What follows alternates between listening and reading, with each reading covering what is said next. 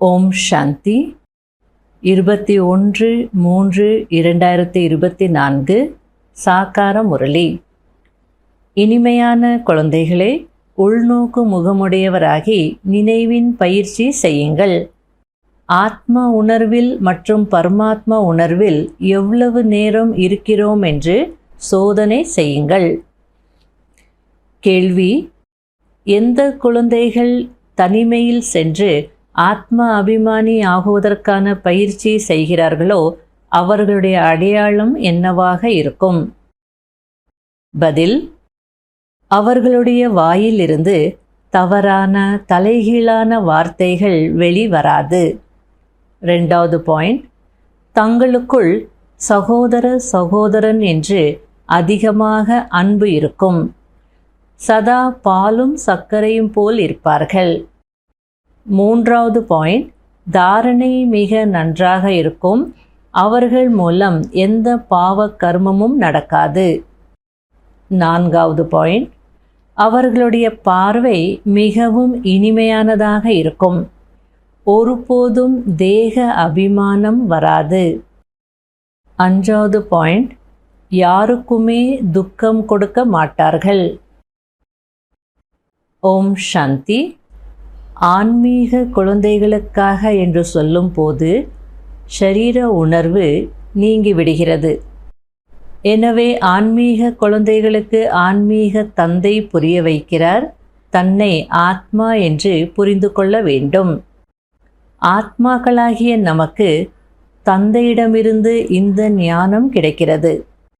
குழந்தைகள் ஆத்ம அபிமானியாகி இருக்க வேண்டும். தந்தை வந்திருப்பதே குழந்தைகளை அழைத்து செல்வதற்காக. சத்தியுகத்தில் நீங்கள் ஆத்ம அபிமானியாக இருப்பீர்கள், ஆனால் பரமாத்மா அபிமானியாக இருப்பதில்லை. அதாவது சத்தியுகத்தில் யாருக்கும் ஆத்ம ஞானமும் இருக்காது, பரமாத்மா ஞானமும் இருக்காது. இருந்தாலும் ஆத்ம உணர்வில் இருப்பாங்க. மற்றபடி பரமாத்மா உணர்வில் இருக்க முடியாது, இருக்க மாட்டாங்க அப்படின்றார். இங்கு நீங்கள் ஆத்ம அபிமானியாகவும் பரமாத்மா அபிமானியாகவும் ஆகிறீர்கள். அதாவது நாம் தந்தையின் குழந்தைகள் என்பதை உணர்கிறீர்கள். அதாவது பரமாத்மா அபிமானி அப்படின்னா நான் பரமாத்மாவுடைய குழந்தை என்ற உணர்வில் இருப்பது. மற்றபடி பரமாத்மா அபிமானி அப்படின்னா நான் பரமாத்மா அப்படின்ற உணர்வில் இருப்பது இல்லை அப்படின்றார். இங்கு இருப்பதற்கும் அங்கு இருப்பதற்கும் மிகுந்த வித்தியாசம் இருக்கிறது. இங்கு படிப்பு இருக்கிறது, அங்கு படிப்பின் விஷயம் இருக்காது. ஆகையில இன்று கொஞ்ச நேரம் இதை பற்றி கூட சிந்திக்கலாம். சங்கம யுகத்தில் இருக்கக்கூடிய என்னென்ன விஷயங்கள் சத்தியுகத்தில் இருக்காது, இந்த விஷயத்தை பற்றி சிந்திக்கலாம். இப்போது தந்தை நமக்கு கற்பிக்கிறார் என்ற நம்பிக்கையில் இருந்து கேட்டீர்கள் என்றால் மிக நன்றாக தாரணையாகும், ஆத்ம அபிமானியாக ஆகிவிடுவீர்கள். இந்த மனநிலையில் நிலைத்திருப்பது என்பது மிக பெரிய குறிக்கோள் ஆகும். அதாவது கேட்கும் போது ரொம்ப சகஜமாக இருக்கே அப்படின்னு தோணும், ஆனால் ப்ராக்டிக்கலில் செய்யும் போது தான் அதுக்கு எவ்வளோ உழைக்கணும் அப்படின்றது புரியும். பக்தி மார்க்கத்தில் கூட ஆத்மா தன்னுடைய பாகத்தை நடித்து வந்திருக்கிறது. பாகத்தை நடித்து நடித்து தூய்மையற்றதாக ஆகிவிட்டது. இப்போது மீண்டும் ஆத்மா தூய்மையாக வேண்டும். அதுவும் எதுவரை தந்தையை பரமாத்மா என்று புரிந்து நினைவு செய்யவில்லையோ அதுவரை எப்படி தூய்மையாகுவீர்கள்? இதற்கு குழந்தைகள் மிகவும் உள்நோக்கு முகமுடையவராகி நினைவின் பயிற்சி செய்ய வேண்டி இருக்கிறது. உள்நோக்கு முகமுடையவராக ஆகுவதற்கு தனிமை வேண்டும், ஆத்மாவை பார்க்க வேண்டும், தன்னை ஆத்மா என்று புரிந்து கொள்ள வேண்டும். இந்த பயிற்சியை இங்கு செய்வதினால் பழக்கம் ஏற்பட்டுவிடும். அதாவது மதுபனுக்கு வரும்போதாவது நீங்கள் இந்த ப்ராக்டிஸ் பண்ணிங்கன்னா அதுவே பழக்கம் ஆயிடும் அப்படின்றார். பிறகு எதுவரை ஆத்ம அபிமானி ஆகியிருக்கிறோம் என்று தன்னுடைய சார்ட்டையும் வைக்க வேண்டும். ஒவ்வொரு அடிக்கான முழு சார்ட்டையும் வைக்க வேண்டும்.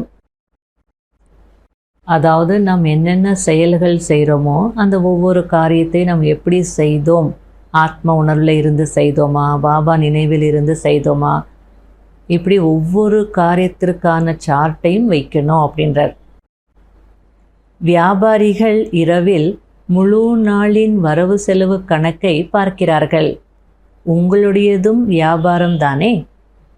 நீங்களும் இரவில் சோதனை செய்ய வேண்டும். நாம் அனைவரையும் சகோதரன் என்று புரிந்து பேசினோமா? யாருக்கும் துக்கம் கொடுக்கவில்லை தானே என்று சோதனை செய்ய வேண்டும். ஏனென்றால் சகோதரர்களாகிய நாம் அனைவரும் பார்க்கடலின் பக்கம் சென்று கொண்டிருக்கிறோம் என்பதை நீங்கள் தெரிந்திருக்கிறீர்கள். இது விஷக்கடல் ஆகும். தந்தை வந்து அனைத்து ஆத்மாக்களுக்கும் கற்பிக்கிறார். ஆத்மாவில் தெய்வீக குணங்களின் சம்ஸ்காரத்தை இப்போதே நிரப்ப வேண்டும். ஈஸ்வரன் யோகம் கற்றுக் கொடுக்கிறார். நிராகார தந்தை எப்படி வந்து கற்பிக்கிறார் என்பதை அவரே புரிய வைக்கிறார்.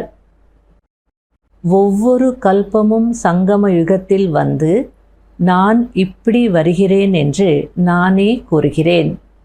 அதாவது யாருடைய உடலில் வருகிறேன் என்று புரிய வைக்கிறேன். இதில் குழப்பம் அடைவதற்கான விஷயம் எதுவும் இல்லை. இது ஏற்கனவே உருவாக்கப்பட்ட நாடகம். ஒருவருக்குள்தான் வருகிறேன். பிரஜாபிதா பிரம்மா மூலம் ஸ்தாபனை செய்கிறேன். முதலில் அவர்தான் செல்ல குழந்தை ஆகிறார். பிற்காலத்தில் உங்களிடம் நிறைய பேர் வருவார்கள். இத்தனை பெரிய பெரிய ஆசிரமங்கள் என்னவெல்லாம் இருக்கிறதோ அவைகள் கூட ஆட ஆரம்பித்துவிடும். இது கடைசியில் நடக்கும். பிறகு மக்கள் ஆச்சரியப்படுவார்கள். உலகத்தில் உள்ள அனைத்து சங்கங்களும் பக்தி மார்க்கத்தினுடையது, ஞான மார்க்கத்தினுடையது ஒன்று கூட இல்லை என்று அதிசயப்படுவார்கள். அப்பொழுதுதான் உங்களுடையது வெற்றி அடையும். இப்பொழுது பக்தியின் பகட்டு எவ்வளவு இருக்கிறது? எங்கெங்கு தண்ணீர் இருக்கிறதோ, ஆறுகள் குளங்கள் இருக்கிறதோ அங்கெல்லாம் திருவிழா நடக்கிறது. எவ்வளவு செலவு செய்கிறார்கள். இங்கேயோ அந்த விஷயங்கள் எதுவும் இல்லை. இது புருஷோத்தமர் ஆகுவதற்கான புருஷோத்தம யுகமாகும். முக்கியமான விஷயம் தன்னை ஆத்மா என்று புரிந்து கொள்வது, தந்தையை அன்பாக நினைவு செய்வது. நினைவு செய்வதின் மூலம் குஷியின் அளவு ஏறும்.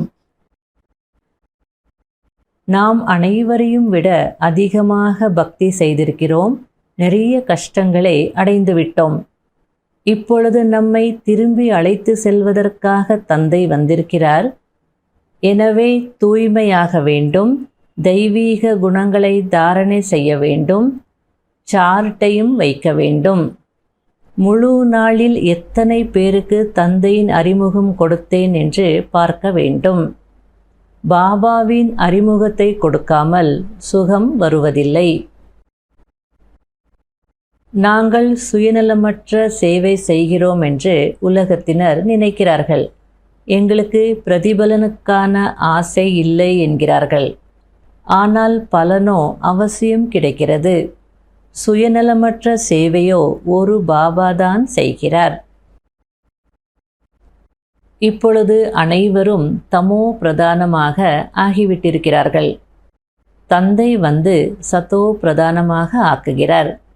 கற்றுத்தரக்கூடியவர் எல்லையற்ற தந்தை ஆவார்.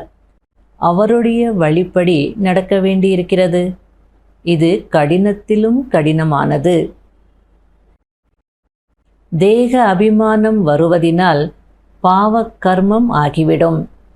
எனவே தொட்டால் சுருங்கியின் உதாரணமும் இருக்கிறது.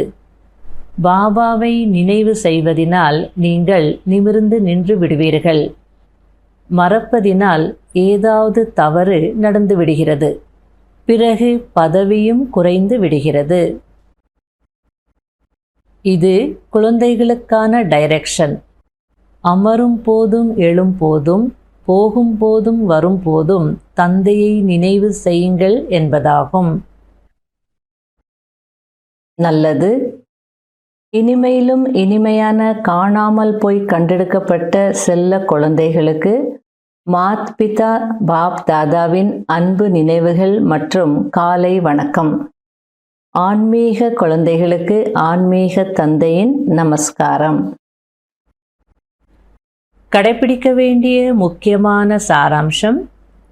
ஃபர்ஸ்ட் பாயிண்ட், ஷரீரம் அழியக்கூடியது. அதன் மீது இருக்கும் அன்பை விலக்கி அழியாத ஆத்மாவிடம் அன்பு செலுத்த வேண்டும். அழியாத தந்தையை நினைவு செய்ய வேண்டும். ஆத்மா சகோதர சகோதரன். நாம் சகோதரனுடன் பேசுகிறோம் என்று பயிற்சி செய்ய வேண்டும். ரெண்டாவது பாயிண்ட், ஞான சிந்தனை கடலை கடைந்து வாயிலிருந்து ஒருபோதும் தவறான வார்த்தைகள் வராத அளவிற்கு தன்னுடைய நிலையை உருவாக்க வேண்டும். ஒவ்வொரு அடியிலும் தன்னுடைய சார்ட்டை சோதனை செய்ய வேண்டும். வரதானம், நிமித்தம் மற்றும் பணிவு பாவத்துடன் சேவை செய்யக்கூடிய உயர்ந்த வெற்றி மூர்த்தி ஆகுங்கள்.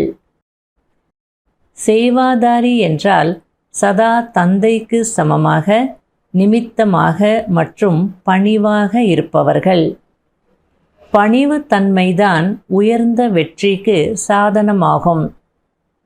எந்த ஒரு சேவையிலும் வெற்றி பெற வேண்டுமென்றால் பணிவு பாவம் மற்றும் நிமித்த பாவத்தை தாரணை செய்யுங்கள்.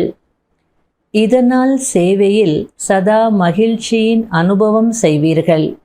சேவையில் களைப்பு ஏற்படாது. எந்த ஒரு சேவை கிடைத்தாலும் இந்த இரண்டு விசேஷ தன்மைகளினால் வெற்றி பெற்று வெற்றி சொரூபமாகி விடுவீர்கள். ஸ்லோகன், ஒரு வினாடியில் விதேகி ஆகுவதற்கான பயிற்சி செய்வதின் மூலம் சூரிய வம்சத்தில் வந்து விடுவீர்கள். இன்றைய அவ்யக்த சமிகை. இப்போது குழந்தைகளாகிய நீங்கள் துக்கம் இல்லாத உலகத்தின் சக்கரவர்த்திகள். மேலும் அனைத்து சக்திகளின் பிராப்தி இருக்கிறது.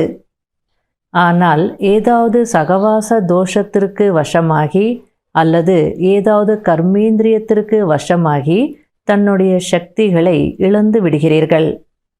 ஆகையால் துக்கமில்லாத உலகத்திற்கு சக்கரவர்த்தி என்ற போதை அல்லது குஷி என்ன கிடைத்திருக்கிறதோ அது தானாகவே தொலைந்து விடுகிறது. எனவே நான் அஷ்டசக்தி சொரூபமானவன், துக்கமில்லாத உலகத்தின் சக்கரவர்த்தியாக இருக்கிறேன் என்ற இந்த நினைவை மறக்காதீர்கள். ஓம் சாந்தி.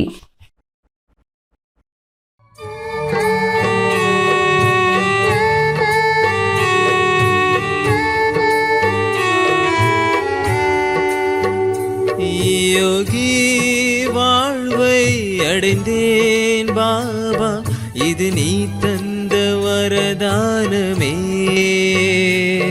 யோகி வாழ்வை அடைந்தேன் பாபா, இது நீ தந்த வரதானமே. உன்னால் தானே உயர்வாயானேனே, உனக்கென்றே வாழுவே. யோகி வாழ்வை அடைந்தேன் பாபா.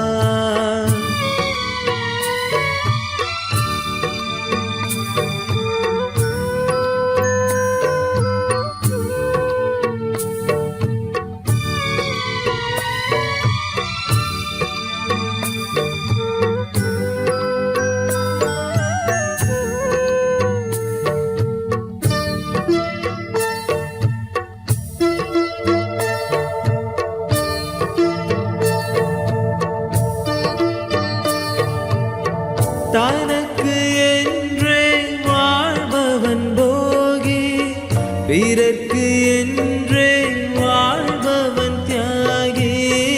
தனக்கு என்றே வாழ்பவன் போகி, பிறர்க்கு என்றே வாழ்பவன் தியாகி. தன்னை உயர்த்தி பிறரையும் உயர்த்த வாழ்பவன் ராஜயோகியே. யோகி வாழ்வை அடைந்தேன் பாபா, இது நீ தந்த வரதானமே. யோகி வாழ்வை அடைந்தேன் பாபா, இது நீ தந்த வரதானமே.